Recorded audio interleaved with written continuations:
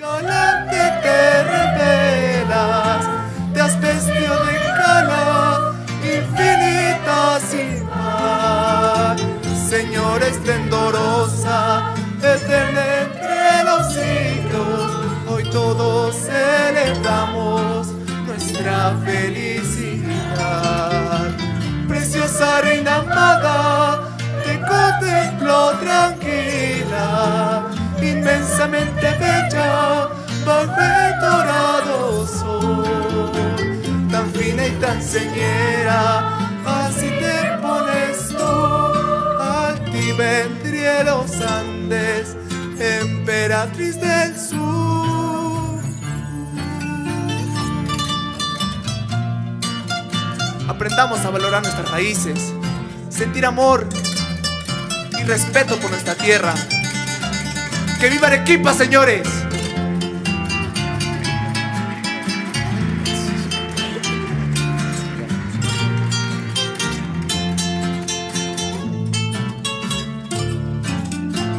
Arequipa mestiza, galante te revelas, te has vestido de... Un fuerte aplauso para el coro polifónico Cristo Rey. Agradecemos al maestro José Randún Pires Soto, su director, y los despedimos con un fuerte aplauso nuevamente, por favor. Es la manifestación de la niñez en el arte, que significa realmente también integrar en todos nosotros una de las manifestaciones más hermosas que hay del ser humano.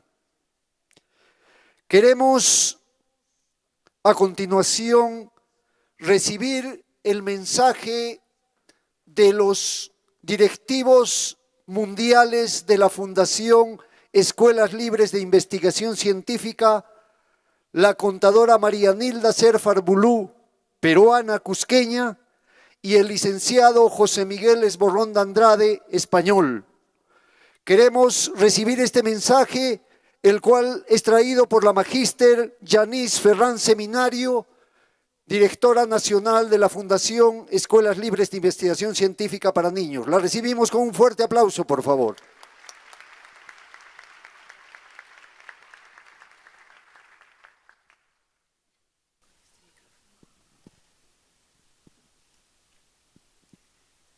Bueno, estoy muy emocionada. Voy a leer el mensaje. Estamos dispuestos a asombrarnos. ¿Y ustedes?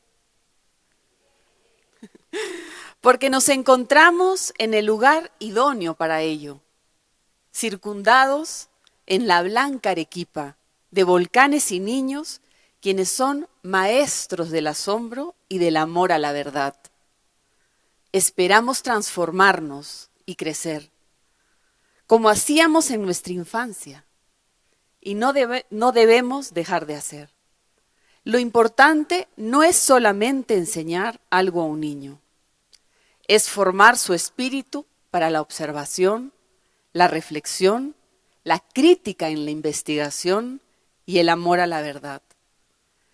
Desde 1977, este pensamiento del doctor Serge Reynaud de la Ferrière mueve nuestra voluntad de servicio a la niñez, la cual compartimos con ustedes en la culminación de los 12 Congresos para el Talento de la Niñez que inicia el día de hoy. Saludamos muy especialmente a la doctora Teresa Rieta y al doctor Hernando Gómez, aquí presentes, quienes nos acompañan desde el primer congreso que tuvo lugar en el mes de junio de 1999, en Caracas. Así es.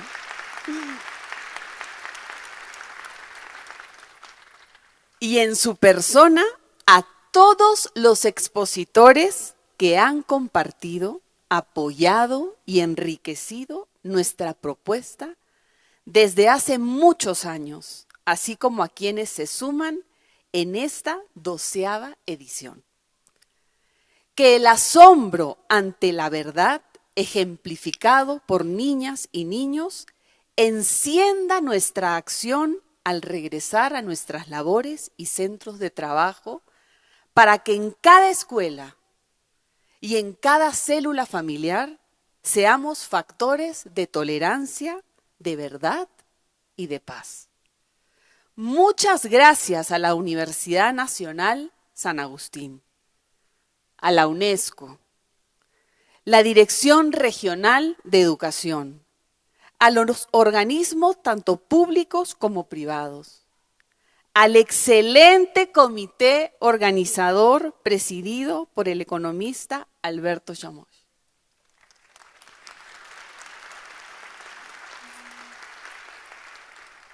Y a todos ustedes que hacen posible este magno evento. Les dedicamos para finalizar un nuevo pensamiento del doctor de la Ferrier. Saber escuchar es la más bella de las lecciones y asimismo cada uno puede enseñarnos algo. ¿Cuántas veces aprendí de la boca de los niños? Y aún por el ejemplo de los animales. Me honra profundamente ser la voz del mensaje que nuestra maestra María Nilda Cerf Arbulú, cofundadora de la CELIC, y el maestro José Miguel Esborrón de Andrade, vicepresidente de nuestra fundación. Sus palabras nos acogen y nos dan la bienvenida a este 12º Congreso Mundial para el Talento de la Niñez. Muchas gracias. Agradecemos a la magíster Yanis Ferrán Seminario, la cual ha presentado el mensaje de nuestros directivos mundiales. Queremos remarcar, como ella lo ha dicho, es nuestra maestra María Nilda Cerf Arbulú, quien es contadora y la presidenta de la Fundación Escuelas Libres de Investigación Científica para Niños en el Mundo, y también el licenciado José Miguel Esborrón de Andrade como vicepresidente, nuestro maestro, quienes han brindado este mensaje de agradecimiento por este 12º Congreso Mundial para el Talento de la Niñez. A continuación, escucharemos las palabras de la doctora Jacquelina Moscoso Jiménez, representante de la Oficina de la UNESCO en el Perú, como representante internacional y autoridad en temas de educación y paz. La recibimos con fuertes aplausos.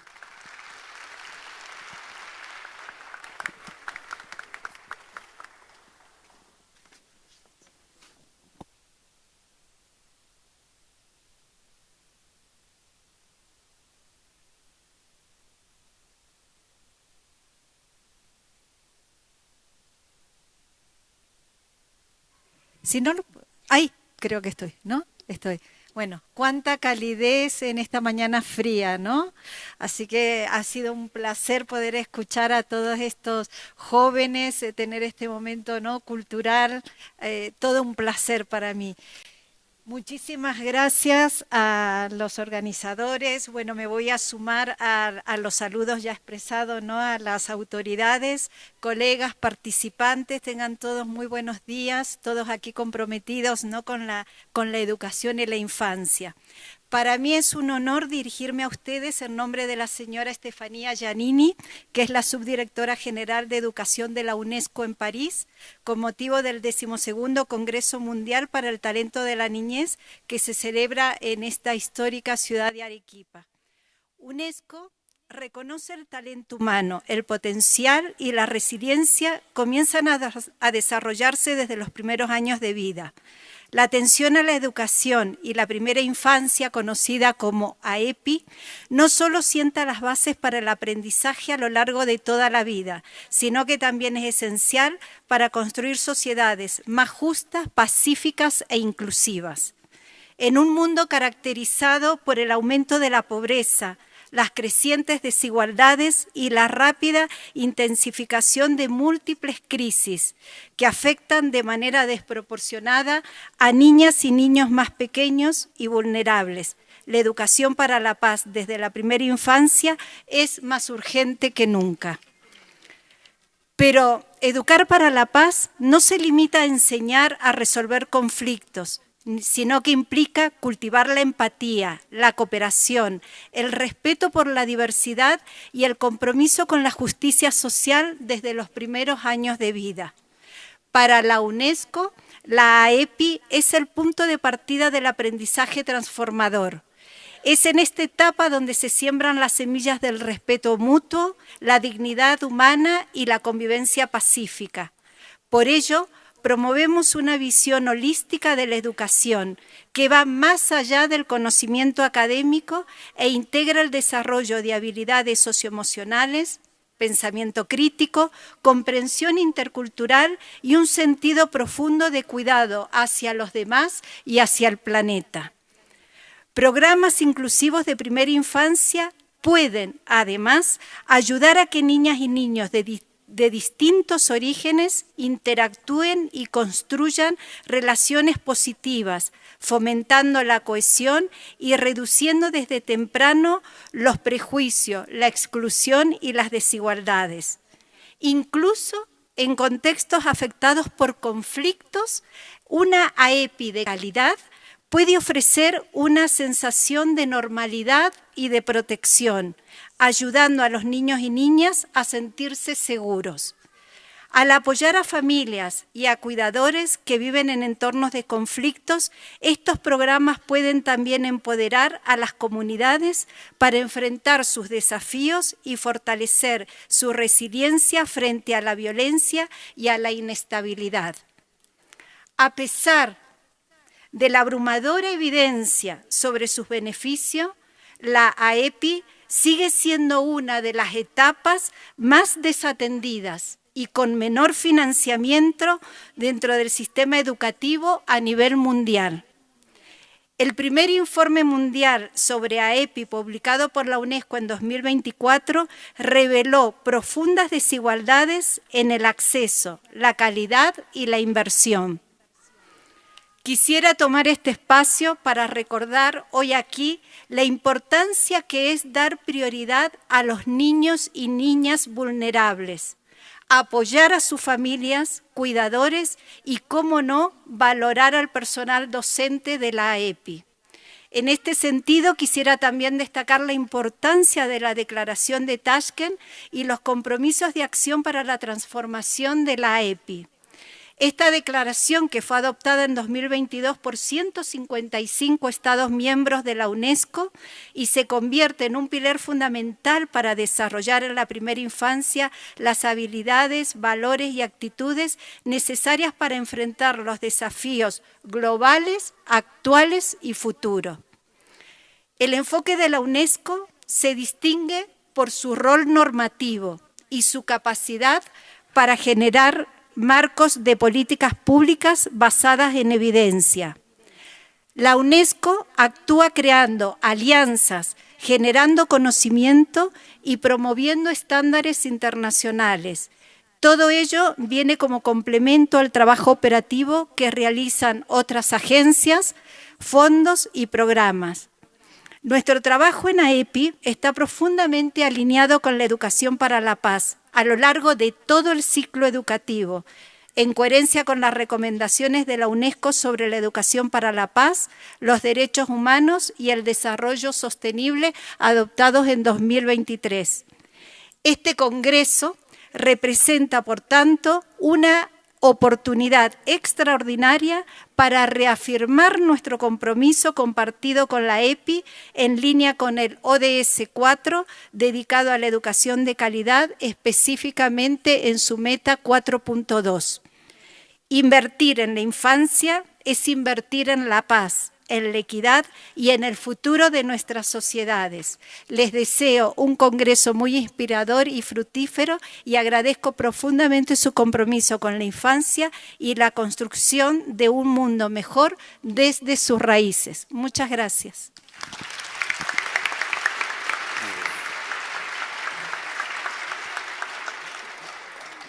Agradecemos a la doctora Jacquelina Moscoso Jiménez, representante de la Oficina de la UNESCO en el Perú.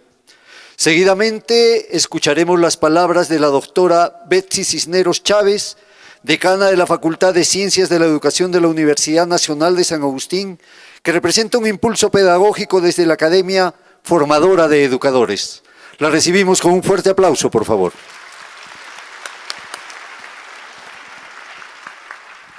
Muchas gracias. Ha dicho un aplauso. Por favor, ¿me lo dan? Uno. Muy bien, muy buenos días con todos, con la mesa de honor, con todos los presentes. Llegó este momento. No se imaginan cómo estábamos esperando el 4 de agosto, que es el día de hoy. Fecha importante en que inicia una semana maravillosa, una semana en que la Facultad de Ciencias de la Educación y la universidad ya los está esperando, una semana en la que se van a poder intercambiar grandes experiencias, en la que se va a reflexionar sobre las experiencias exitosas de los señores ponentes y de quienes compartan con ustedes los talleres. Además de todo, las reflexiones que nos han hecho cada una de las personas que me han antecedido, a mí me gustaría recordar algo en esta fecha especial. Y es que la ciencia se ve reflejada maravillosamente en nuestro cuerpo. Nuestro cuerpo es el ejemplo de ciencia que ocurre cada momento y a cada instante. Nuestro cuerpo tan maravilloso y perfecto hace ciencia todos los días. Inclusive desde cuando abrimos nuestros ojitos para levantarnos y ya empieza el mecanismo, nuestros sistemas, nuestros órganos a funcionar. Por eso siempre decimos que el material más rico que tenemos es nuestro cuerpo. Al menos todos los que somos profesores lo recordamos, ¿verdad?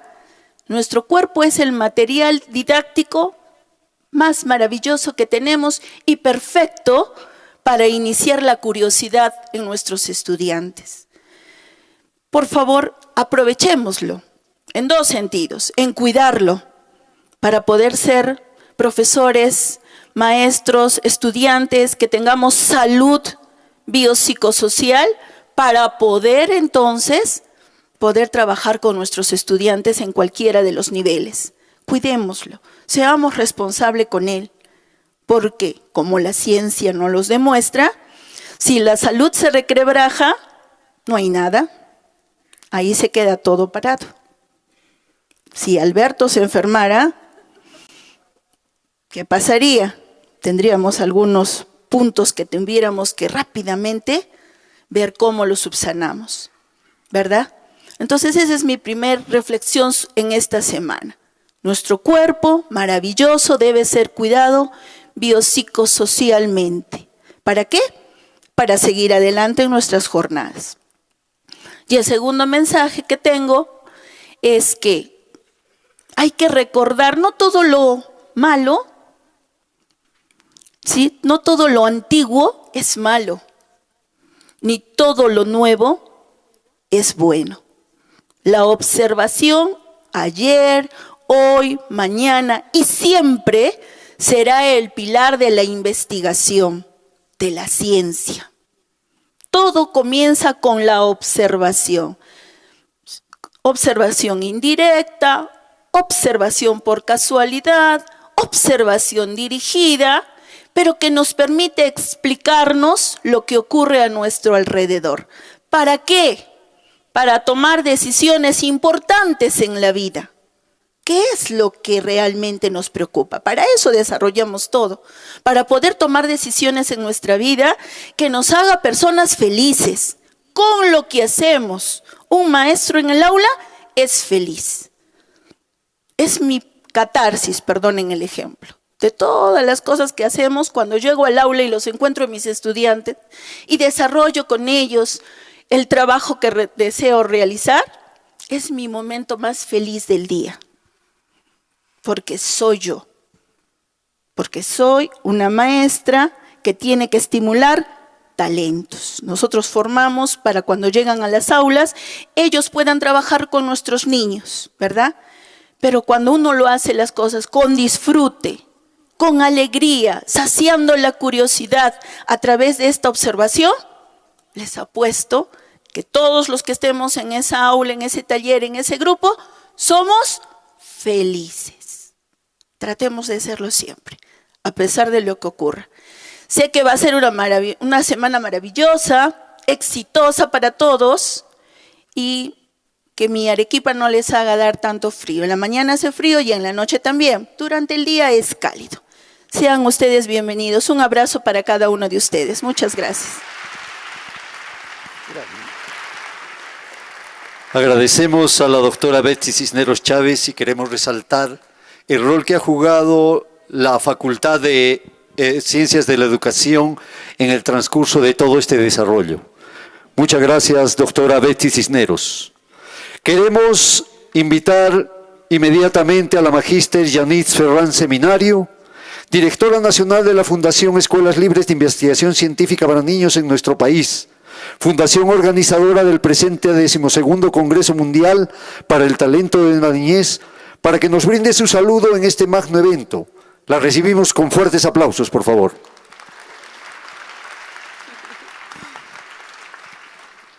Muchas gracias. Agradezco desde lo más hondo de mi corazón y en nombre de quienes integramos la CELIC, la grandeza de nuestros fundadores, el doctor David Ferriz Olivares y la maestra María Nilda Serf Arbulú. Gracias a su visión y al permanente apoyo y guía del maestro José Miguel Esborrón de Andrade, vicepresidente de la Fundación, cada 2 años se renueva la fuerza que nos impulsa a organizar estos preciosos y trascendentes congresos para el talento de la niñez. Agradezco también a los miembros del comité organizador, encabezados por el presidente, el doctor Alberto Chamoch Jalabe, y al secretario general, el físico Gerson Johan Marín.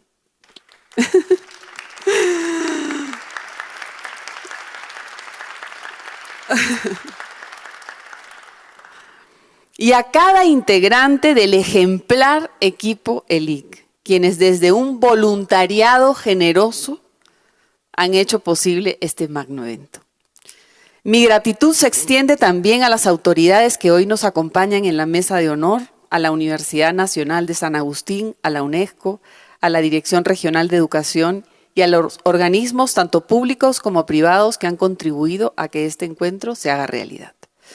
En un mundo como el de hoy, que no corre, ¿verdad?, sino vuela, nos vemos atrapados en una vorágine de urgencias, en un quehacer casi automático, sin detenernos a ver ni a sentir lo que ocurre a nuestro alrededor.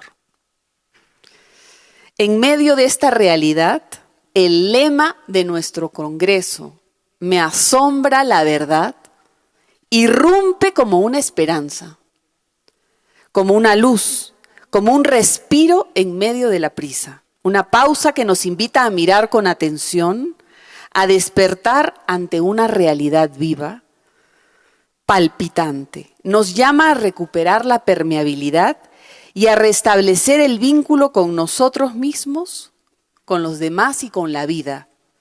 Y nosotros, maestros, padres, madres, psicopedagogos, físicos, químicos, todos quienes tenemos el privilegio de acompañar la formación en la infancia, estamos frente a una gran oportunidad y responsabilidad. Volver a asombrarnos, porque el asombro no se enseña, se contagia. Y mantener esa llama encendida en nuestros niños y niñas depende, en gran parte, de nosotros. Al hacerlo, abrimos la puerta al descubrimiento, al filosofar, a la necesidad de explorar, de investigar, no una, sino muchas verdades.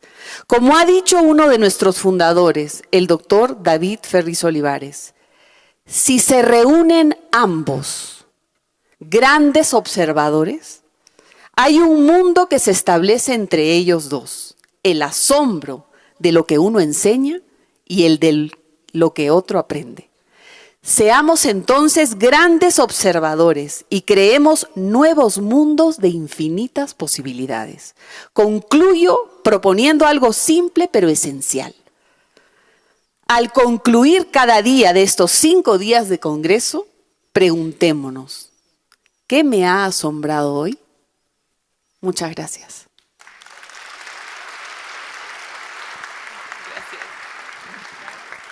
Agradecemos a la magíster Yanis Ferrán, directora nacional de la Fundación Escuelas Libres de Investigación Científica para Niños.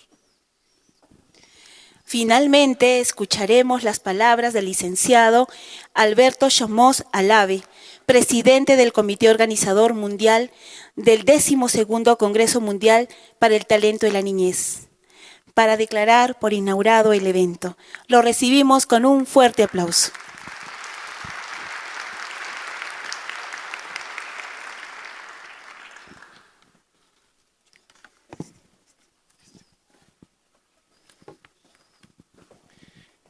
Bueno, estamos plenos de alegría espiritual de estar entre tantos amigos y colaboradores. Muy buenos días a todos. Saludamos primero, pero también con un agradecimiento especial a cada uno de los miembros de la mesa de honor que han acompañado y han apoyado plenamente este 12º Congreso Mundial para el Talento de la Niñez. La vicegobernadora, doctora Ana María Gutiérrez, al vicerrector de la Universidad Nacional de San Agustín, doctor Luis Cuadros Paz. Saludamos también a la decana de la Facultad de Ciencias de la Educación, doctora Betsy Cisneros, a la doctora Cecilia Jarita, quien es directora regional de Educación de Arequipa, que también junto con la doctora Marlene Arminta, quien es del Consejo Regional de Arequipa, nos han apoyado plenamente también en este evento. Saludamos también a la representante de UNESCO Perú, especialmente que está presente, Jacquelina Moscoso, a la directora nacional de la CELIC Perú, Yanis Ferrán Seminario. Y bueno, pues quisiéramos dar la bienvenida, especialmente a todos, a invitados especiales, autoridades académicas, los expositores, los estudiantes, todos quienes se hacen presente en este momento, en este día. Queremos agradecer a cada uno de ustedes por su sensibilidad, por el apoyo, la apertura, la calidez y la acogida que brindaron para llegar a esta cumbre. La inauguración del 12º Congreso Mundial para el Talento de la Niñez. Gracias por confiar en nosotros. Dedicamos este congreso especialmente a nuestros maestros, la maestra Marianilda Serfarbulú, el maestro José Miguel Esborronda Andrade.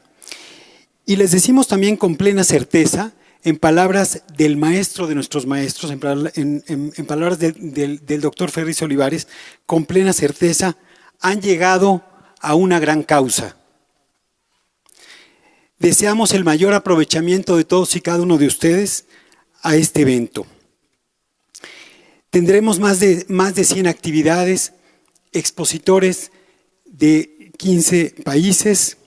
Tenemos también actividades para niños, que es muy interesante. Se van a hacer diálogos entre el niño y el investigador, que es uno de los métodos forjados por el doctor David Juan Ferris Olivares. Los diálogos entre el niño y el investigador.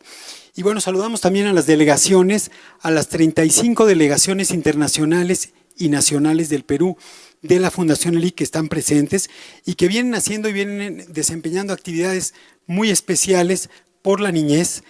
A la institución educativa Cusquic Erque, el niño investigador de Cusco, Perú, es una institución educativa que viene trabajando hace varios años, reforzando esta cualidad del niño investigador. También, por supuesto, a los programas de salas para el talento que se hacen en diversos países, especialmente en Lima, que los dirige Yanis Ferrán Seminario, a los programas que se llevan a cabo también en Cipolletti, como el programa Todas las jornadas de investigación y recreación de la niñez en paleontología, las jornadas que se organizan también en Arequipa, que se acaban de organizar hace unos meses, de investigación y recreación para niños en geología, también que se han dirigido acá en Arequipa. Y bueno, quisiéramos mencionar también, como se ha mencionado antes, el lema que nos convoca. El lema que nos convoca: me asombra la verdad. El asombro como un estado de apertura, es un estado de apertura, de sensibilidad. Sensibiliza al ser humano brindando receptividad. Por ello es esencial seguir cultivando, orientando esta facultad que tienen especialmente los niños y que vamos perdiendo los adultos. ¿Qué nos asombra? Nos asombra la receptividad de Arequipa y del Perú, la colaboración de tantas empresas, instituciones, autoridades, voluntarios del Comité Organizador Mundial. Eso me asombra. Nos asombra también que se sumen tantos y tan destacados científicos, sensibles artistas, profundos filósofos, todos educadores. Me asombra la verdad. Que la divinidad nos haya prestado vida para estar en este momento. Me asombra la verdad. Que los adultos nos sigamos asombrando. Que los niños sean inspiración, aspiración y motivación permanente para tantos adultos. Quisiera hacer una pequeña analogía, una breve analogía con las semillas. Las semillas son la realidad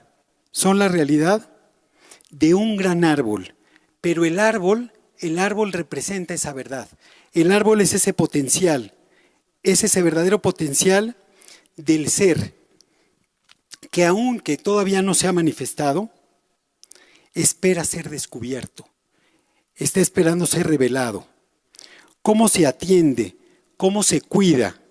¿Cómo se riega una semilla para que germine, para que surja el talento? Esperamos muchos asombros y que mantengamos el asombro como el de los niños hacia el amor a la verdad.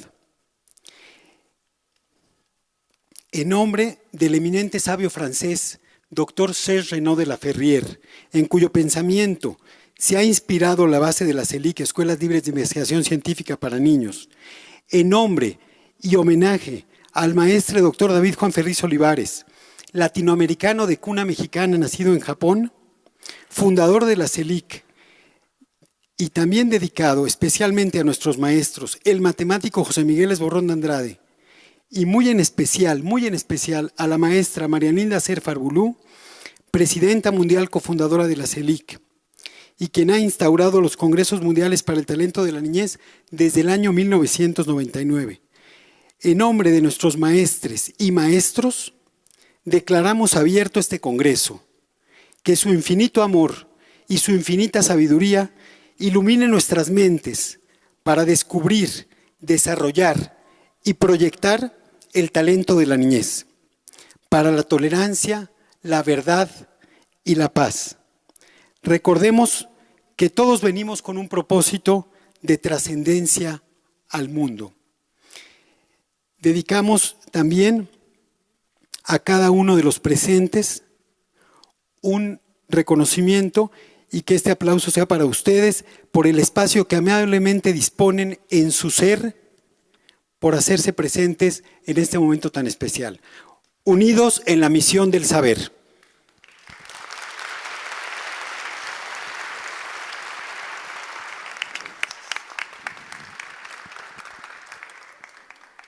Agradecemos al licenciado Alberto Chamosa Lave, el cual es el presidente de la comisión organizadora del 12º Congreso Mundial para el Talento de la Niñez.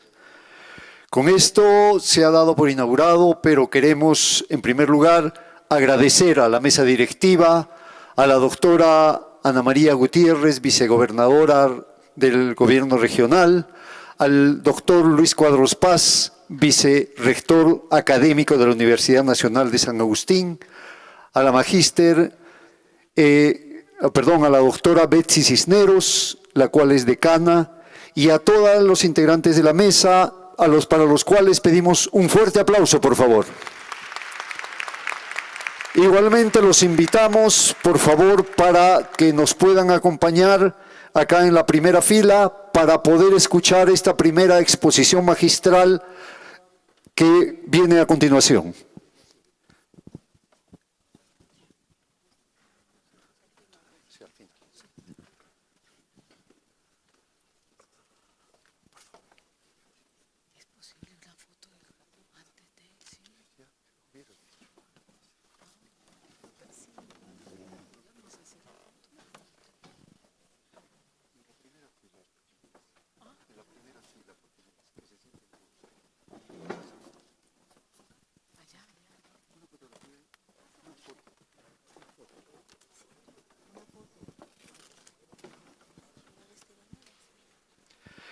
Igualmente, queremos, como primera actividad académica, presentar la ponencia del investigador Horacio Tignanelli, de nacionalidad argentina.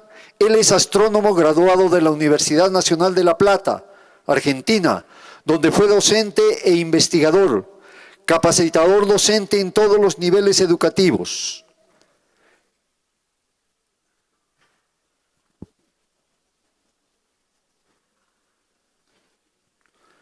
Agradecemos nuevamente a la mesa directiva en relación a lo que viene a ser su participación.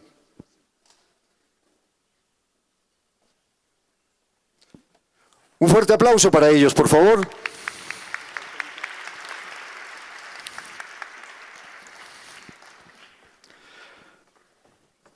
Queremos remarcar nuevamente que vamos a presentar la primera actividad académica, que es la ponencia del investigador Horacio Tignanelli. Él es de nacionalidad argentina, astrónomo, graduado de la Universidad Nacional de La Plata, donde fue docente e investigador.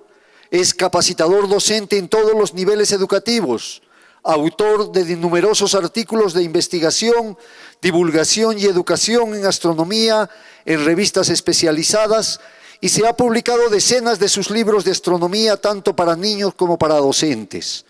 Además, se ha formado en teatro de objetos y de títeres con grandes maestros de género de su país, profesión que también continúa ejerciendo como actor, titiritero y dramaturgo. El tema de su exposición es un renacimiento para el talento. Lo recibimos, por favor, con un fuerte aplauso. Hola. Hola, ¿me escucha? ¿Me escuchan? Allá arriba me escuchan. Entonces está bien. Buenos días a todos. Gracias por la presentación. Han sido muy amables. Gracias a todos los que han hecho posible que yo esté aquí hoy. Como ya Alberto, que debe estar por ahí, inauguró el Congreso, me toca laburar, o sea, tengo que trabajar. O sea, esta es la primer ponencia. Pero también quiero agradecer a todos los que estaban en esta mesa de honor, porque siguiendo la lógica del Congreso, si hay algo que me asombra es que yo esté acá. Y les intercambiaría con ustedes, porque lo que se ve de aquí es maravilloso. Y la verdad que es un privilegio poder estar aquí, así que agradezco a la ELIC, a la gente de la Universidad de San Agustín, a la gente de Arequipa particularmente, por este marco maravilloso en que me toca conversar con ustedes. Nada mejor para mí que un teatro. Pero, así que estoy muy, muy contento. Muy bien. Me toca hablar de algo que me interesa mucho y que por razones de logística no voy a acompañar de ninguna imagen, pero también eso me hizo pensar en que es muy bueno que ustedes me ayuden con las imágenes que vayan recreando de lo que yo les cuente. Algunas son muy abstractas, otras son muy concretas, pero van a ser las suyas las que van a servir. Y empecemos pensando en lo siguiente. Desde que la humanidad tiene memoria... una cosita. Me voy a interrumpir permanentemente. Porque tal como voy a hablar aquí, no me gusta nada paso a paso. Y voy a leer un poquito, como hicieron varias de las señoras que estuvieron aquí, pero voy a leer un poquito fundamentalmente como lo hicieron los chicos que estaban acá, que siguen una canción. Yo también tengo que seguir esto porque me voy a perder, si no. Espero estar en armonía, pero no tan entonados como los chicos. La idea es así. Desde que la humanidad tiene memoria, se identifican 3 formas de generar conocimiento: el arte, la sabiduría y la ciencia. Esas son las 3. ¿Hay otras? No lo sé, pero esas son 3 fundamentales. Son 3 formas que se entrelazaron y se diferenciaron alternativamente. Las 2 primeras que mencioné, el arte y la sabiduría, son milenarias, vienen desde muy atrás, ¿no? Y son tan antiguas como la civilización más remota que conozcamos. Y a veces florecen juntas, florecieron juntas y a veces todavía florecen juntas. En cambio, la restante, la ciencia, surgió hace muy pocos siglos. Y a pesar de que es de lo que más hablamos, de la que más congresos se hacen, y que floreció mucho en el siglo XX, en el comienzo aquella ciencia primitiva había tenido una efímera relación con la sabiduría y el arte.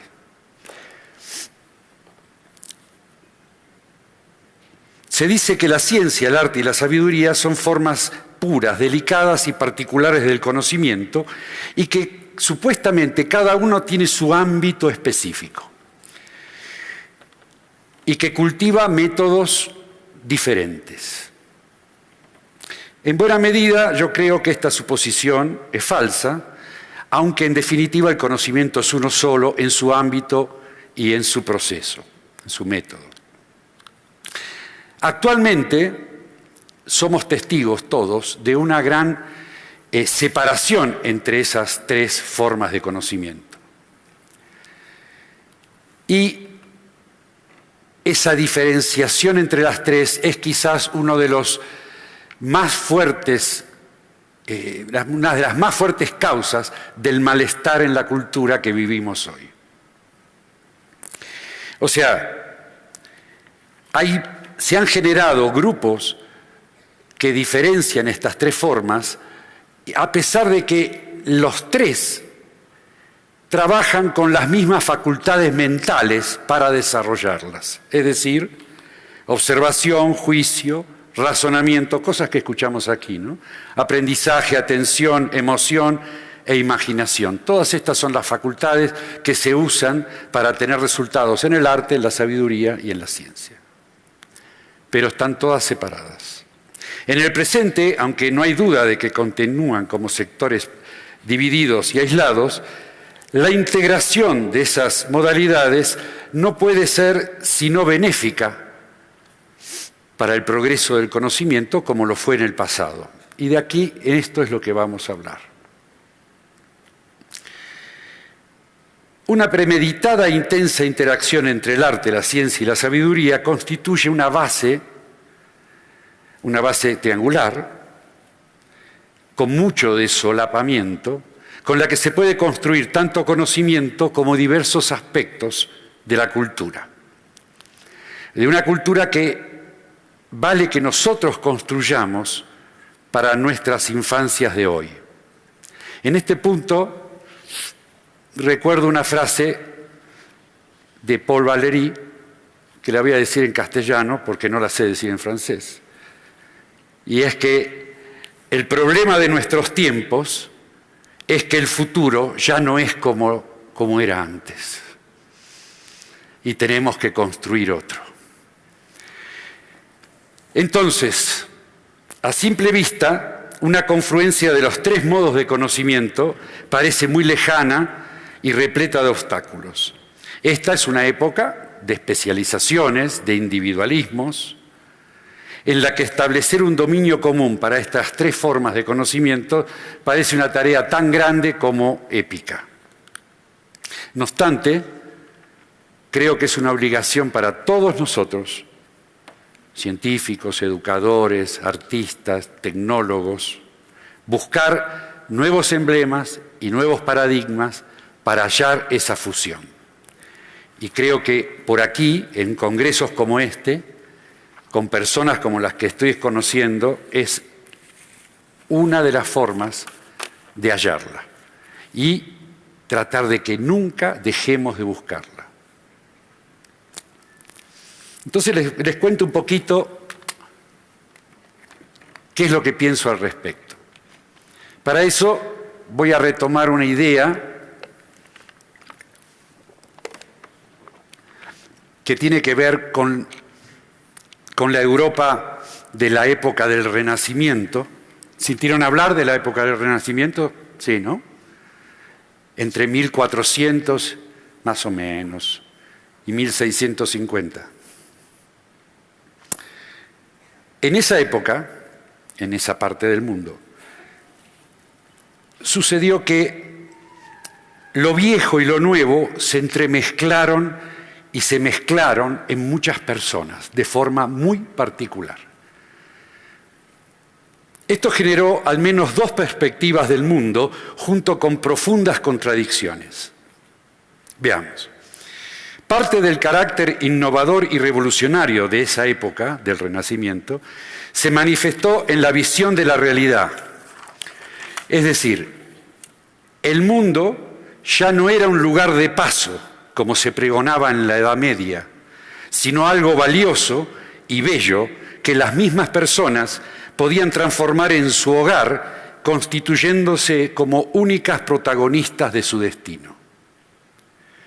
Esta postura comenzó a desarmar cierta jerarquía que había sido impuesta a las cosas.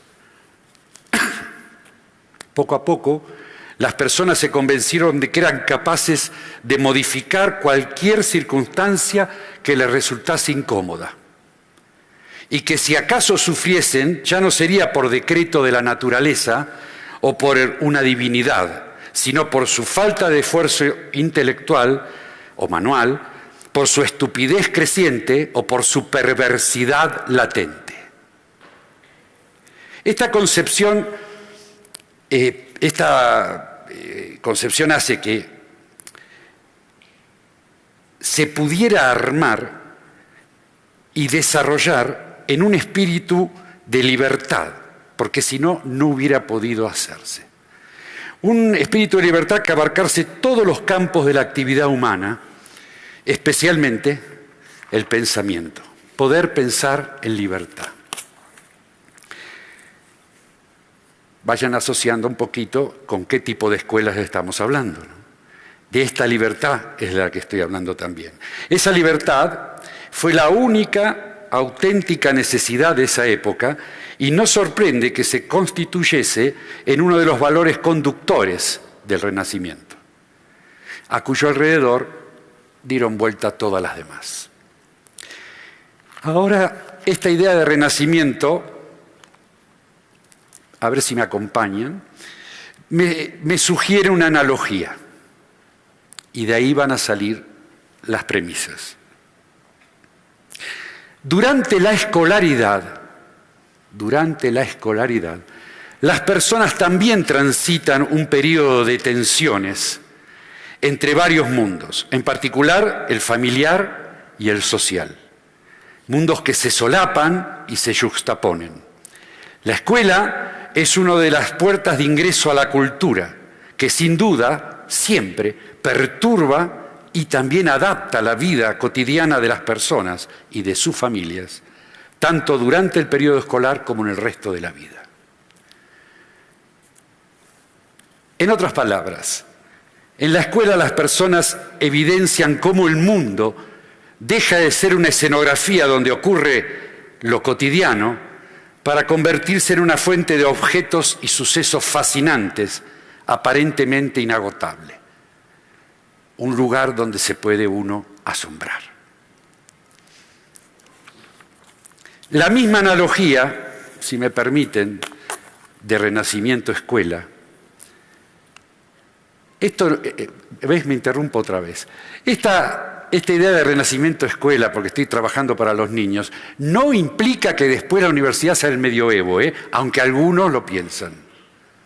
No lo implica. Hablo de la escuela elemental, la básica, la que comenzamos al comienzo de nuestra infancia. Pero la misma analogía de Renacimiento-Escuela ofrece también un intento posible de integración de arte, ciencia y tecnología. ¿Por qué? Porque los estudiantes que transitan la escolaridad, como en principio ellos, en todos ellos, se aprecia el esfuerzo por estructurar una nueva lógica del mundo que se presenta desde la escuela, a través de argumentos, pasiones y creencias de todo tipo. Y lo hacen tan solo con su imaginación y su creatividad, no tienen otro elemento. Cualquiera sea el foco, ese esfuerzo infantil es al que yo identifico como un talento espontáneo y renacentista.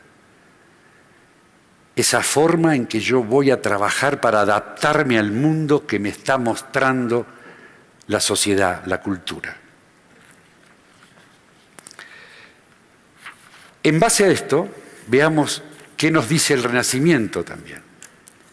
En el Renacimiento han aparecido muchas personalidades increíbles, asombrosas. Entre ellas, voy a tomar una, porque es la que me resulta más adecuada para la intención, y que es Leonardo da Vinci, que seguramente muchos lo deben conocer, ¿o no?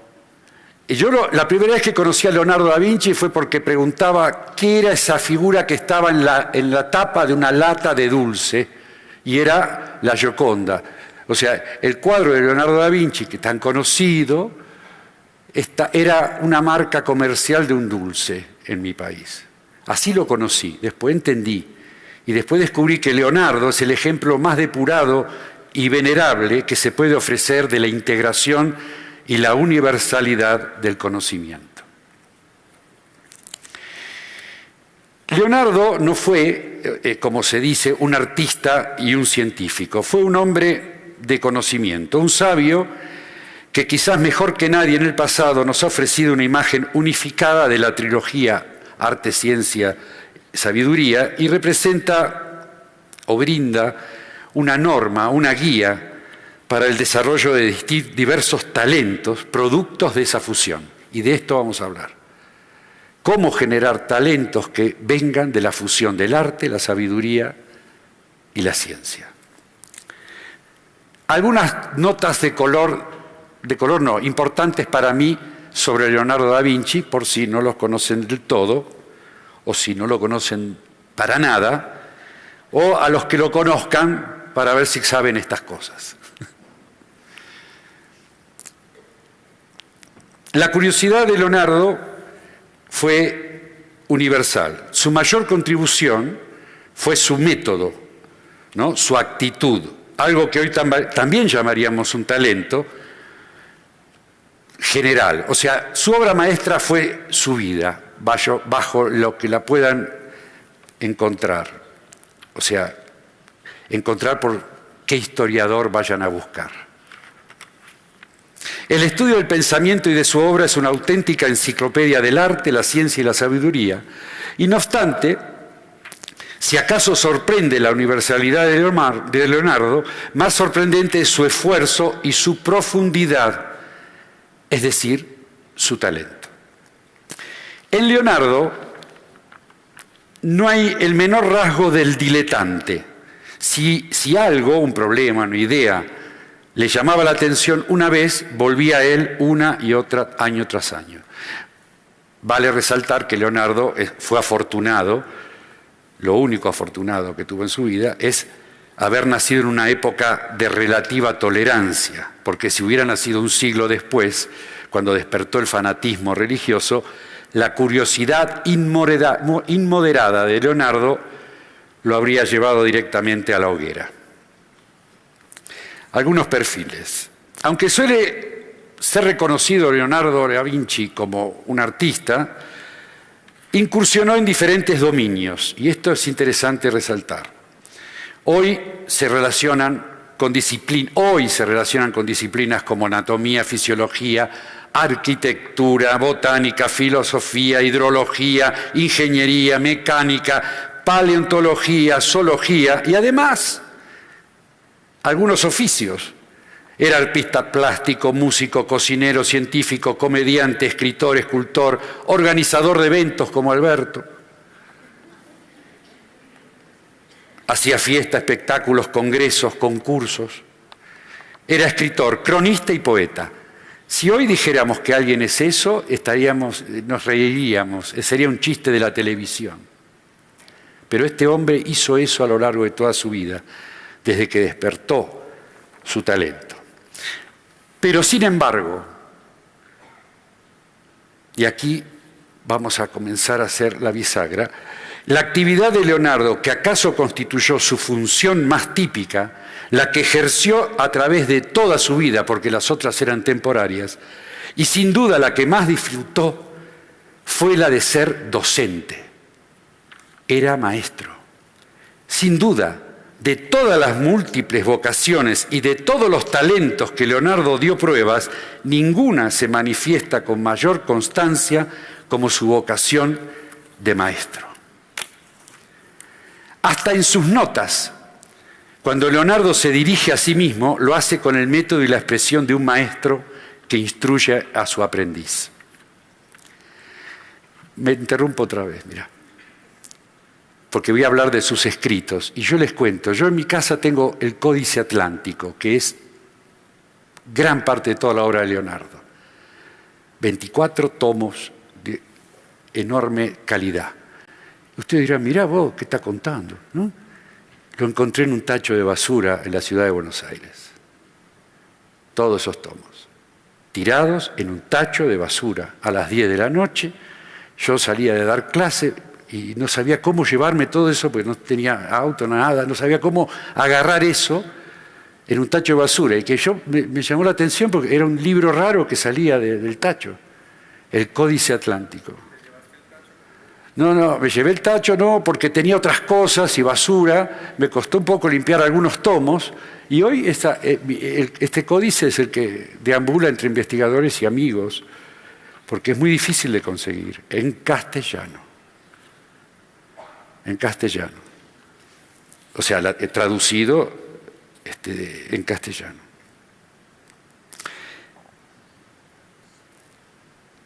Centenares de escritos suyos solo tienen explicación si se los considera como un archivo del que extraía comparaciones, imágenes, fábulas, ocurrencias, adivinancias. O sea, se pueden entender los trabajos de Leonardo solo si uno piensa que eran preparaciones para hablar con otros, que en particular con sus estudiantes. No eran declaraciones o definiciones de ciencia o de lo que sea. Es un hecho innegable que Leonardo vivió rodeado de discípulos y que toda su labor escrita es la preparación para el ejercicio de su cátedra con una orientación y una preocupación omnisciente. También me paro. Hay historiadores que discuten porque se habla de que tenía una academia en Milano, en Italia, pero hay algunos que discuten que no la tenía, pero es para resaltar otros aspectos. Depende de cómo sea la época. Cuando la época es muy tecnológica, aparece el Leonardo que hacía máquinas y aparatos. Cuando la época es menos tecnológica, no hay que hablar de cosas raras, entonces, ¡ay, qué bueno el artista! Y todo eso. Así pero lo que siempre se descarta es que no dio clase. ¿Por qué dio clase? Claro. Saben que Leonardo era zurdo, ¿no? Leonardo era zurdo y escribía como se haría normalmente con la mano izquierda. O sea, una escritura en espejo. Su escritura es como nuestra imagen en el espejo, es como al revés. Es una escritura clara, pero el desorden del mismo texto es tal que su lectura es muy difícil. Además, no siempre escribe de arriba hacia abajo, a veces escribe de abajo hacia arriba, como los jeroglíficos. Hay que entender cómo quiere que uno lo lea. Es un juego que plantea Leonardo a sí mismo, porque él ni pensaba que tendría lectores, ni los tenía en vida. La gente no leía los trabajos, las notas de Leonardo, escuchaba lo que él les decía. Todo lo que se sabe de sus actividades está en 1800 manuscritos, de los cuales muchos todavía no fueron explorados. ¿Cómo escribía? Y ahora piensen en los cuadernos de los chicos. No salta de un tema al siguiente continuamente. La misma página puede contener observaciones sobre dinámica, sobre gastronomía, un bosquejo anatómico y tal vez algunos cálculos malos, porque no sabía mucha matemática, y croquis para construir una máquina. Leonardo escribía de todo y en todo momento. No seguía orden alguno, ni método, ni una clasificación. Mucho menos una clasificación, a excepción, me estoy parando otra vez, a cuando hace un bestiario. Ahí hizo una clasificación. Ahora bien, recuérdese muy bien de lo que estoy diciendo, de que Leonardo aprendió a leer cuando tenía cerca de 30 años, no antes. A los 30 años aprendió a leer. No importa cuánto haya leído en su madurez, cuando ya era viejo, la base literaria de su juventud era nada, poco. Cuando ningún profesor tuvo tiempo de moldear su mente ni enviciar su juicio. El primero que tuvo, Andrea del Verrocchio, en Firenze, sería como el primer filósofo, era un tipo bastante preparado, pero mucho no le pudo enseñar porque Leonardo no sabía leer y escribir y él no le enseñó. Entonces, si había libros ahí, eran decorativos. Le enseñó otras cosas maravillosas, por supuesto, el arte de la pintura, el arte de la forma, las proporciones, todo, pero no de una lectura. Y no le enseñó a leer. La ignorancia de Leonardo es lo que lo salvó. Es así. No es que fuera un completo maleducado, o sea, que no tenía un falto de educación, pero era lo suficientemente ignorante como para actuar en libertad, es decir, libre de prejuicios y de preconceptos. Se alimentó de los experimentos que hacía y de la vida real, no de los artificios de la biblioteca medieval. Leyó después en la vejez, pero incluso entonces sus lecturas nunca fueron exhaustivas, es decir, sus contemporáneos, sobre todo en Francia, declaran que jamás terminó un libro. Empezaba, pero no lo terminaba. Era demasiado impaciente. Cuando leía, si alguna idea se le cruzaba en la mente, irremediablemente desviaba su atención y abandonaba el texto. De todas maneras, a pesar de estas cosas que hoy podemos asombrarnos de que, ¿cómo le pasaba esto a este tipo? Su entrenamiento mental era tal que le proporcionaba argumentos contra todas las falacias escolásticas de su época. En otras palabras, Leonardo fue capaz de filtrar a través de su propia experiencia lo que le llegaba de la filosofía medieval, fuera impreso o vía oral. Filtraba todo y daba una nueva perspectiva. Fue una persona con considerable ingenio, pero sin educar, sin sofisticación, que necesitó encarar cada pregunta desde el comienzo, como lo hacen los niños. Abría sus ojos y veía el mundo sin impedimentos ni condicionantes. Además de no contar con libros sobre la naturaleza o sobre cualquier cosa, Leonardo carecía de los vicios del aprendizaje, del prejuicio y de la convención.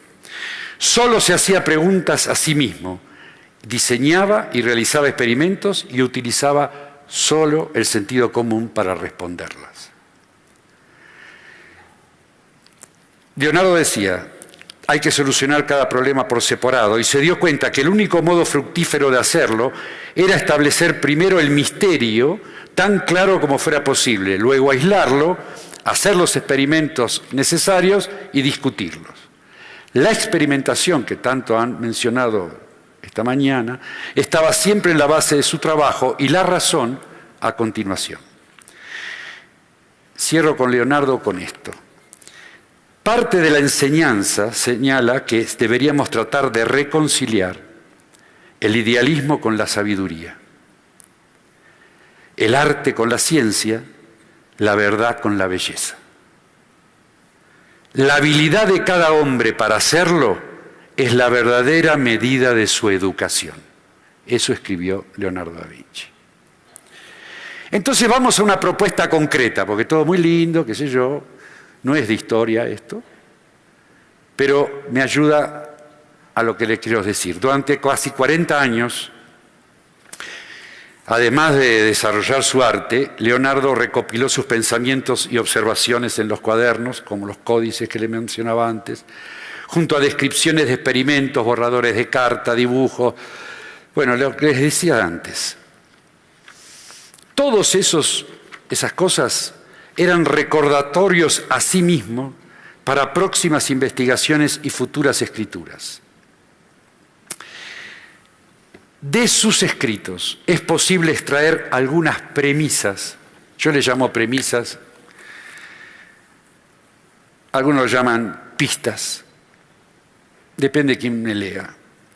Aisladas o combinadas resultan una clave para desarrollar el talento infantil desde una perspectiva renacentista. Es decir, un talento que tienda a integrar el arte, la ciencia y la sabiduría. Y de eso se trata. Recién acá vamos a la propuesta. Voy a mencionar solo 6 premisas y los talentos correspondientes. ¿De acuerdo? Primera, dice Leonardo, se debe enseñar siempre desde y para la curiosidad. Se debe enseñar siempre desde y para la curiosidad. La curiosidad, ¿cómo se mide la curiosidad? Se vehiculiza a través de preguntas, por ejemplo. Entonces, esta premisa de lo que habla es que las preguntas, las personas que se hacen preguntas, deben concebir las preguntas en tareas que impliquen todo su vínculo con el mundo. O sea, las preguntas que surgen al experimentar, al explorar, pensar en términos de preguntas. Cuanto más temprano las personas desarrollan este talento, pensar a través de preguntas, más pronto podrán ampliar o modificar la visión del mundo. Como dijera un profesor brasilero que tuve, ¿qué más podría hacer un docente por sus alumnos que enseñarles a preguntar, si esa es la fuente del conocimiento humano? Lo trascendente de este talento es que al intercambiar preguntas, las personas adquieren una postura reflexiva y abierta. Y, como diría Freire, así evitarían que el conocimiento parezca algo acabado, final, sin posibilidad de generar nuevas indagaciones. Vamos a la siguiente. Ya les dije, enseñar desde y para la curiosidad. La siguiente es, dice Leonardo, siempre deben pretender una demostración. Siempre hay que pedir que lo demuestren. Escribió Leonardo, la experiencia no yerra nunca, solo nuestros juicios se equivocan. Con pensamientos como estos definió la experiencia, algo que aquí también se ha mencionado y en todo el programa está, definió Leonardo la experiencia como un generador, una fuente no solo de certidumbre, sino de sabiduría. Pero también, dijo Leonardo, que la razón no se opone a la experiencia, sino que simplemente está por encima dominándola, como lo general domina a lo particular. Es decir, Leonardo advirtió que las experiencias por sí solas no son suficientes para generar conocimiento. Es preciso, además, elaborarlas, procesarlas, por medio de la razón. Con esta premisa, proponemos desarrollar el talento de explorar y experimentar para que desde temprana edad las personas entiendan la realidad y corroboren sus conjeturas. Algo más que dijo Leonardo. Quien discute alegando a la autoridad no aplica el ingenio, sino más bien la memoria. Por lo tanto, este talento de explorar experimental permitiría a las personas probar lo que se afirma, crear un procedimiento, un método, lo que sea, pero fundamentalmente evitaría que tan solo el principio de autoridad valide una idea. Por eso pide Leonardo, pretendan siempre una demostración. Además, este talento experimental favorece no solo el aprender por sí mismo, o sea, desarrollar la autonomía, sino que facilita el compartir impresiones y significados con los otros. En general, Leonardo se quejaba de que tenía que experimentar solo, por eso buscaba discípulos, porque experimentar solo no le gustaba. Les dije enseñar desde y para la curiosidad, pretender siempre una demostración. La próxima dice Leonardo, siempre aprender desde y con los sentidos. Los filósofos griegos habían eludido la experimentación y la mayoría de los humanistas contemporáneos de Leonardo repetían acríticamente las afirmaciones de los textos clásicos. Leonardo, en el siglo XV, aporta un cambio revolucionario, innovador y provocador, ya que nunca se cansó de acentuar la importancia de la experiencia directa frente a los fenómenos naturales, pero no solo los naturales, a través de todos los sentidos, aunque, nobleza obliga, Leonardo insistía mucho con el sentido de la vista como fundamental. Como dice un amigo, tal vez Leonardo tenía ojo absoluto, como algunos tienen oído absoluto. Por eso insistía tanto con la observación. Pero no con la observación como hablamos hoy, como se habló aquí. Con el ojo, él creía que en el sentido de la vista era la forma de entrar a la razón. Eso es exagerado. Pero comparó los sentidos con dos ocupaciones humanas. Dijo que los sentidos eran parteras. ¿Cómo se dice aquí en partera? Partera, ¿no? Son parteras de la personalidad, es decir, porque ayudan a dar a luz la inteligencia. De eso, así nombraba los sentidos. Y también decía que eran ministros del alma, donde, decía Leonardo, se aloja el juicio. O sea, el criterio, el juicio. Entonces dice Leonardo que era indispensable ejercitar los sentidos como un atleta lo hace con sus músculos, porque consideraba que una conciencia sensorial refinada era clave para enriquecer la experiencia. Entonces, con esta premisa, proponemos que las personas desarrollen un talento que les permita agudizar sus sentidos conscientemente. En la escuela, pero no solo en la escuela, en la medida en que se enseñe desde y por la curiosidad y se pongan a prueba las creencias personales a través de experiencias, se afinan los sentidos de los estudiantes. Esa es la forma. Así, al acercarnos a lo desconocido, se adquiere mayor conciencia de los misterios de la vida, del bien y del mal, de la crueldad, de la compasión, la inocencia y la seducción. Algo que también se mencionó acá. Agudizando los sentidos es un modo de adentrarse en las profundidades de la experiencia y de despertar la capacidad de cuestionamiento.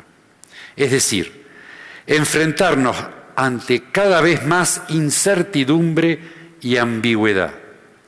Allí se hallará que la duda permanente es el rasgo más distintivo de las personas creativas. Vamos a la próxima. Les dije enseñar desde y para la curiosidad, pretender siempre una demostración, aprender desde y con los sentidos. Y viene una que a mí me gusta mucho, que dice Leonardo: eviten los extremos dominantes, abracen los claroscuros. ¿De qué habla este tipo? Leonardo supo manejar muy bien la tensión de los opuestos presente en todo lo que existe. Concebía la naturaleza como un conjunto de relaciones, no de elementos unitarios y aislados. Decía que lo observado es resultado del balance entre esas relaciones. Un equilibrio que en ocasiones es tan fugaz como frágil. Pensaba que la importancia se halla solo en la visión global del mundo. Así, algo que parece intrascendente para Leonardo se convertía en un eslabón imprescindible para entender un fenómeno particular.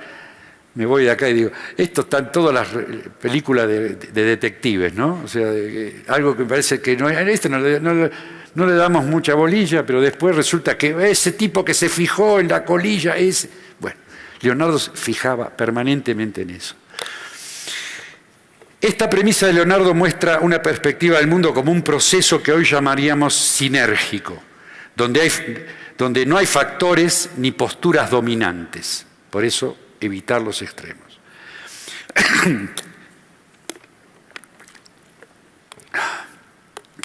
Como ustedes saben, cuando no hay sinergia, hay polarización. Algo que lleva irremediablemente a lo dogmático. Es decir, surgen los principios explicativos, las definiciones autorizadas, la voz del doctor y todas esas cosas. Y se genera entonces un aprendizaje y una relación con el otro sin espacio para incorporar cambio alguno. Con esta premisa entonces pensamos en la necesidad de desarrollar un talento que sería de no dogmatizar lo aprendido. Ese sería el talento. Esto ayudaría a las personas y a los docentes en particular, a sentirse más cómodas ante lo desconocido, a ser más amigables ante las paradojas y, sobre todo, a sostener la armonía ante la ambigüedad o la incertidumbre, como mencionaron en la presentación. Una persona que desde su infancia desarrolla este talento estará en mejores condiciones para construir una explicación causal del mundo, incluso para generar modelos. Y este talento resulta aún más potente si se puede expresar en cierto ámbito renacentista, es decir, en libertad. Y con esto quiero decir, en un ambiente suficientemente flexible para que las ideas de una persona fluyan libremente, que se muestre. ¿Por qué quiero decir esto? Porque es importante que se muestre, que se presente la vacilación y la indeterminación que se despierta ante su curiosidad. Es decir, que ante el asombro exprese sus claroscuros. No siempre el asombro es ¡qué lindo! A veces es susto, es miedo, es pavor. No, o sea, no siempre nos vamos a deleitar con lo que nos encontramos. A veces nos encontramos cosas espantosas y nos agarra la misma asombro que cuando vemos algo que nos gusta mucho. Esos son los claroscuros. Como resultado de la experiencia, concluir que un mismo fenómeno puede tener diversas interpretaciones. Esto también es no dogmatizar. Incluso distintas explicaciones. Esto es un aprendizaje trascendente. ¿Qué quiero decir? Aprender a que no hay una sola mirada de un fenómeno. Hay tantas como observadores del fenómeno haya. Y que cada uno de ellos puede descubrirlo de manera diferente, explicarlo de manera diferente y trabajar y hacer su vida y vivir en un mundo totalmente diferente. Nos pasa hoy, en este momento, en esta época, en que vivimos a veces algunos en un mundo diferente del que tenemos al lado.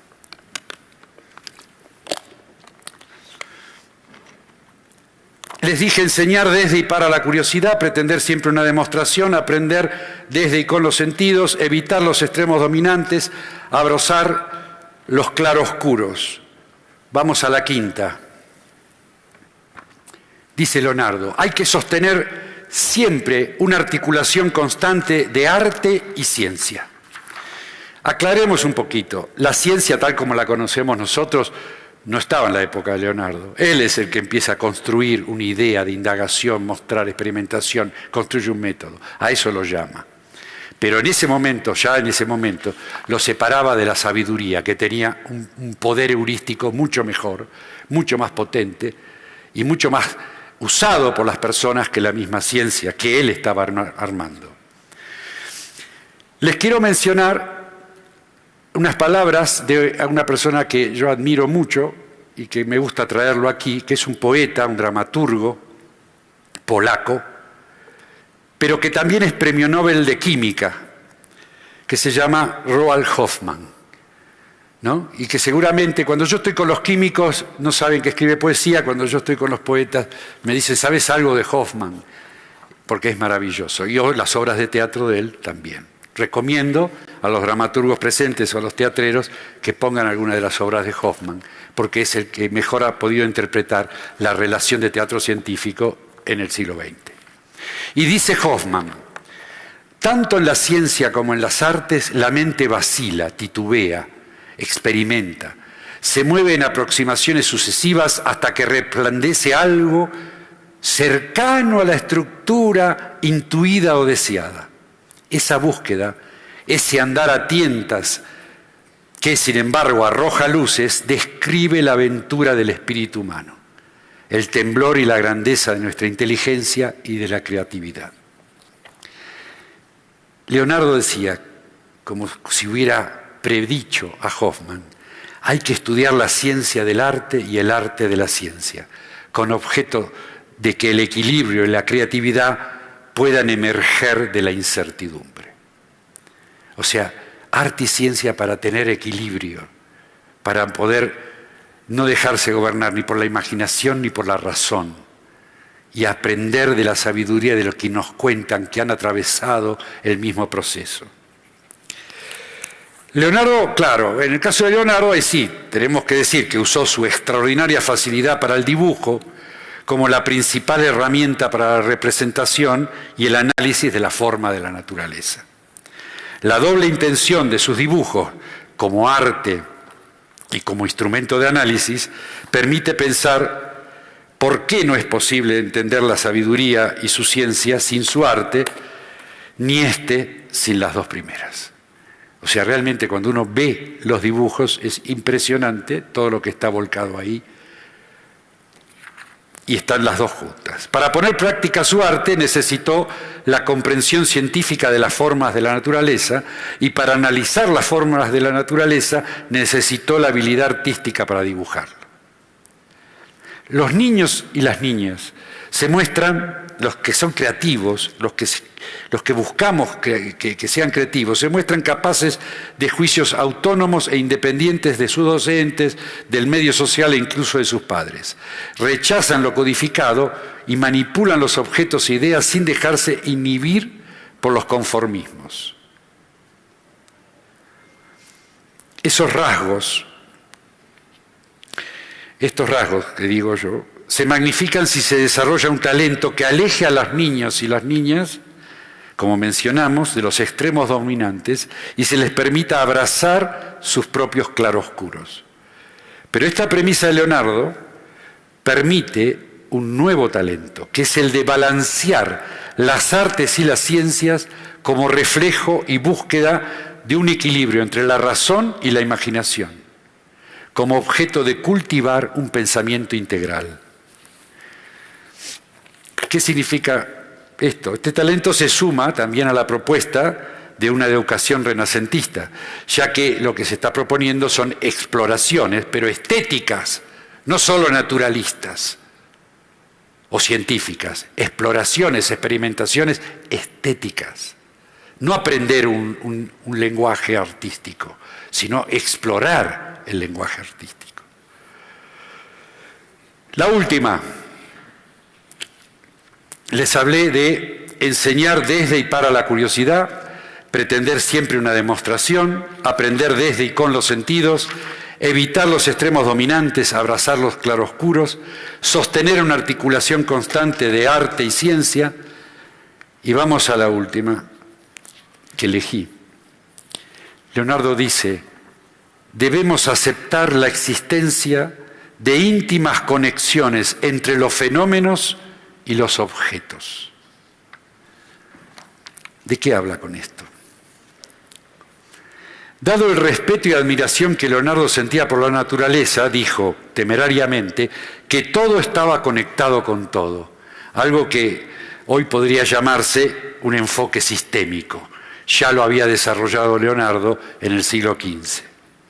Una idea fundada en el reconocimiento y aprecio por la aparente interconexión que veía en todas las cosas y sucesos del mundo.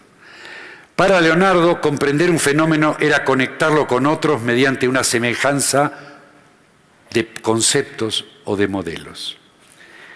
Él, esta habilidad excepcional para interconectar observaciones e ideas, es el centro heurístico de la visión que Leonardo tenía del conocimiento y de la indagación. ¿Qué usaba para ello? Cosas que dijeron acá: observar, constatar, inferir, interpretar, conceptuar, inducir, deducir, todas esas palabras que hoy se incorporan al método científico. Él las expresaba a través de las interconexiones. La búsqueda de las causas de los fenómenos está en la base de todo trabajo científico.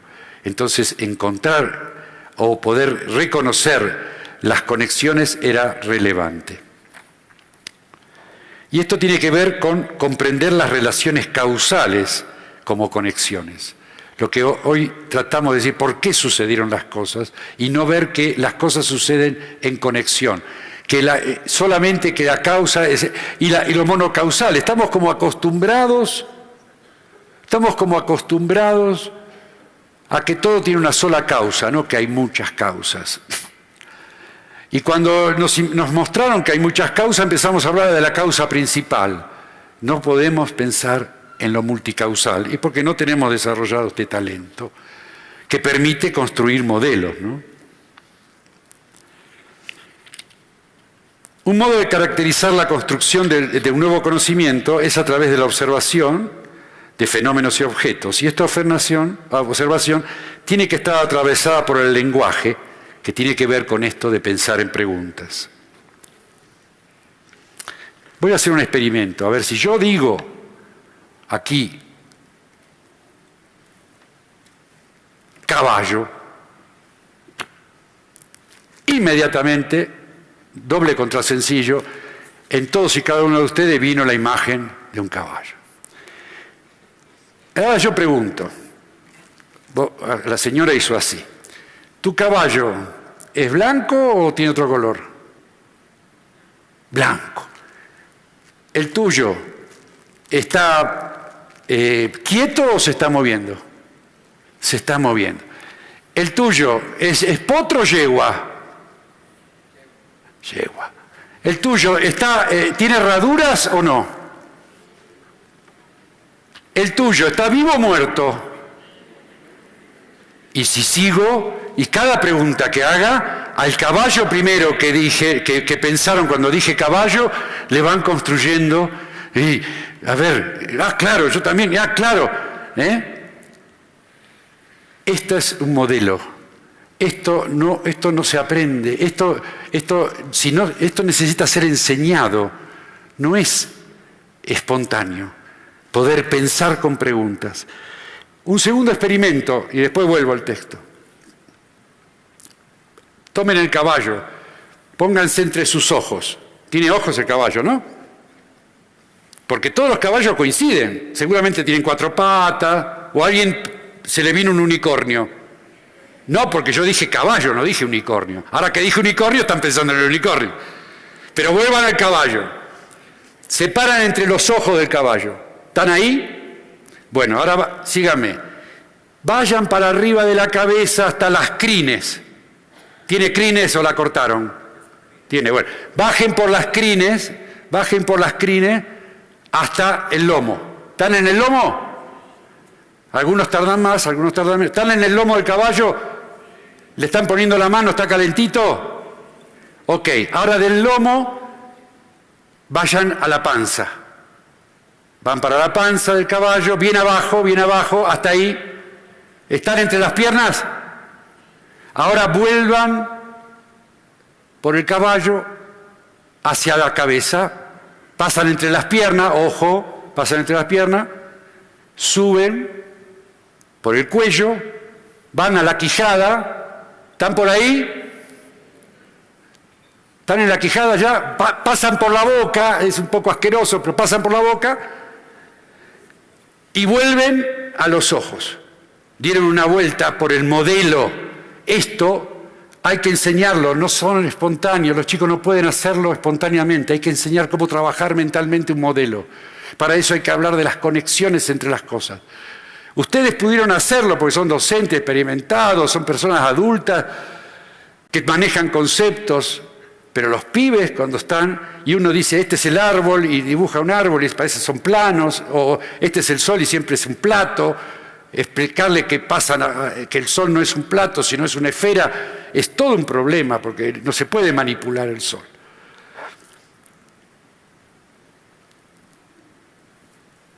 Entonces, esta premisa de Leonardo nos lleva al desarrollo de un nuevo talento, que es aceptar las conexiones múltiples y variadas que implica permitir que el vínculo entre fenómenos y objetos no siempre es el que uno cree, y concebir que hay otras conexiones, aparentemente algunas son más interesantes, pero la mayoría son inmanipulables.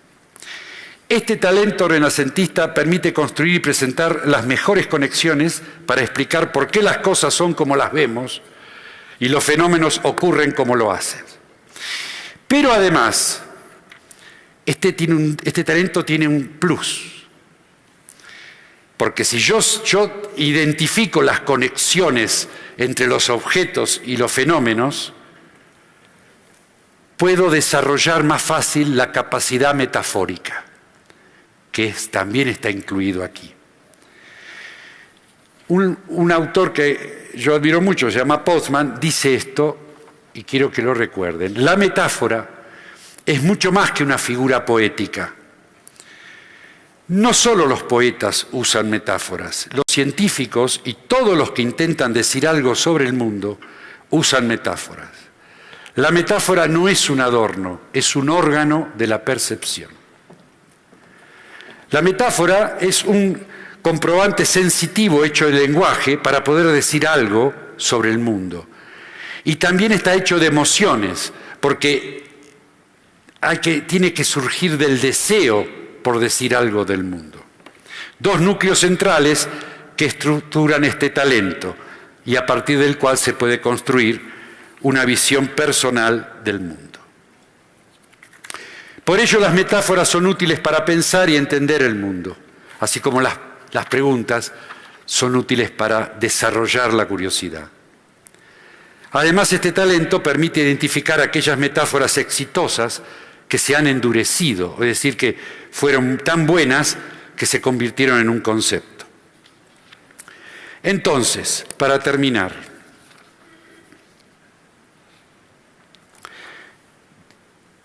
hicimos un llamado a la integración del arte, la ciencia y la sabiduría. Pasamos por describir una época como el Renacimiento y un señor como Leonardo da Vinci, para mostrar un ejemplo de que alguna vez la humanidad lo pudo hacer, y de lo que nos dejó este personaje, sacamos algunas premisas para desarrollar o plantear y buscar en este Congreso y en todos los que sigan y en nuestra vida cotidiana el desarrollo de algunos talentos que creemos indispensables para una educación renacentista. Estoy terminando. Y estos talentos son, los repito para que los recordemos, porque viste, estoy acostumbrado a la filmina, qué sé yo, no tengo, ahora no, ahora apelo a su imaginación. Estos talentos son, y por ahí podemos, así como la señora dijo, todos los días preguntémonos qué nos asombra, también podemos todos los días pensar cuál de estos talentos vi en este taller o pude lograr después de escuchar a este fulano, ¿no es cierto? Y estos son los talentos.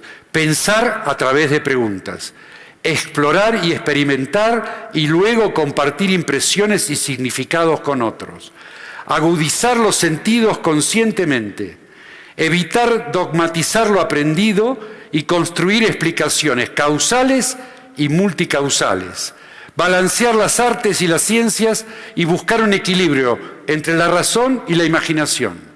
Construir buenas conexiones entre las cosas y los fenómenos y desarrollar la capacidad metafórica para dar cuenta de ellos. Durante la infancia, seguramente habrá otros talentos para desarrollar, algunos más específicos, otros más vinculados al contexto, a la época.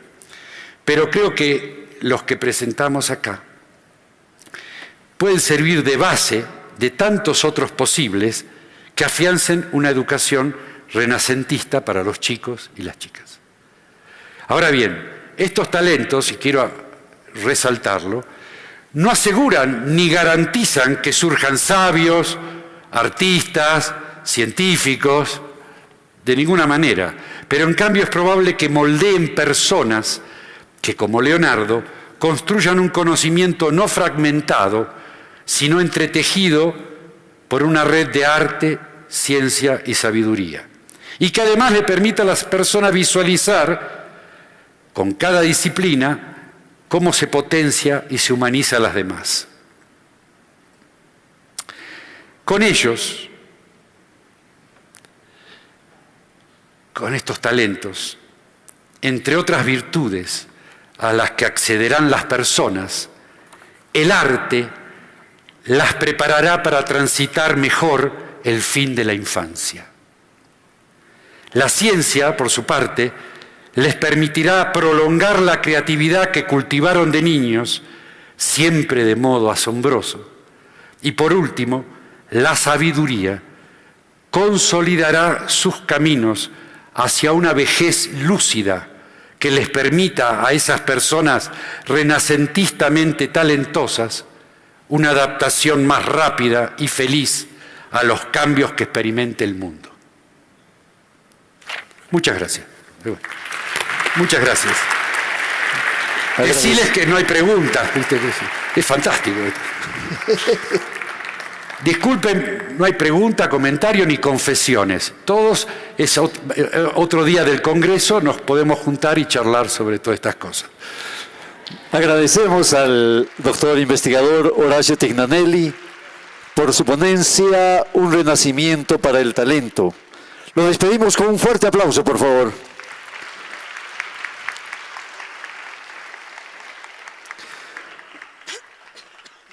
Queremos hacer un anuncio, por favor, a los expositores, que esperemos hasta el final que hay movilidad para trasladarlos. Les rogamos, por favor, todavía mantenernos a los expositores. Muy amables.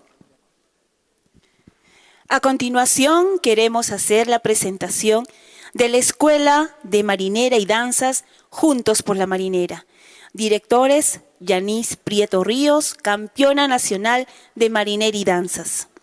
Directores, Matías Prieto Ríos, campeón mundial de marinera norteña, y en esta ocasión acompañados por la profesora Aida Chávez Ezeiza y Fernando Fernández, profesores a cargo de la coreografía infantil.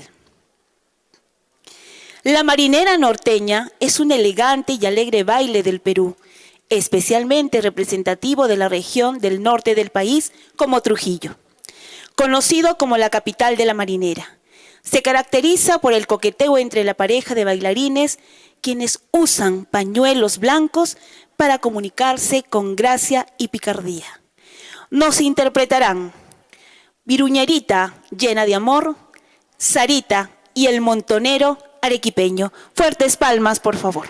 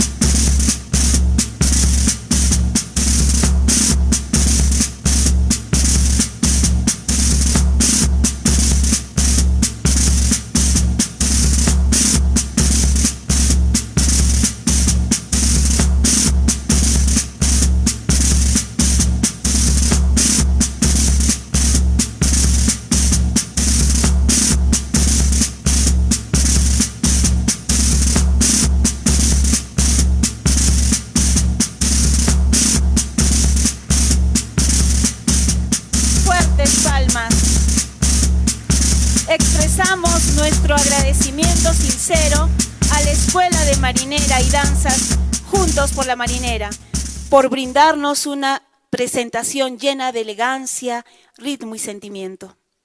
Su participación ha dado un brillo especial a este evento, recordándonos que el talento se expresa también en el movimiento, la música y el amor por nuestra tierra.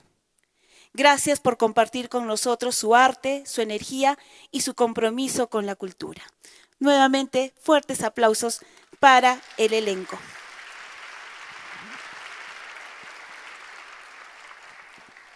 Ya en la parte final de esta ceremonia de inauguración del 12º Congreso Mundial para el Talento de la Niñez, queremos dar algunas indicaciones en relación ya al desarrollo mismo del evento. A partir de las 12 del día hasta las 2:20 de la tarde, los invitamos a la biblioteca del área de Ciencias Sociales en la Avenida Venezuela para la recepción, registro y entrega de materiales. Luego, el inicio de actividades por la tarde será a partir de las 2:30 hasta las 5:25, en la cual se desarrollarán las diferentes actividades académicas de este congreso. A las 18:30, 6:30 de la tarde, los invitamos en este teatro municipal a la presentación del Concierto Cerebro, una novedad en lo que significa la forma de desarrollo a través del arte de las facultades de los seres humanos y primordialmente de los niños.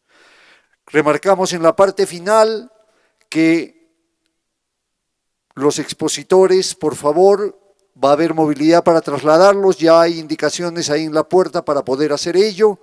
La alimentación en general será ya en la universidad, básicamente, y para esto ya también estarán las indicaciones en el momento del registro y entrega de materiales, y a partir de eso definitivamente ya empezará el inicio de nuestras actividades allá en la ciudad universitaria del área de Ciencias Sociales de la Universidad Nacional de San Agustín. Estimados ponentes, expositores, maestros, participantes, concluimos la jornada de la mañana del 12º Congreso Mundial del Talento de la Niñez, agradeciendo profundamente su atención, entusiasmo y valiosa presencia. Esta mañana ha sido el comienzo de un encuentro lleno de aprendizajes, emociones y experiencias compartidas. Agradecemos a cada ponente, artista, organizador y a todos ustedes por hacer de este espacio un verdadero homenaje al asombro, a la verdad y al talento infantil. Muchas gracias. Agradecemos la presencia de todos y cada uno de ustedes y de esta manera concluimos esta ceremonia de inauguración de nuestro 12º Congreso Mundial para el Talento de la Niñez. Nos vemos por la tarde, por favor.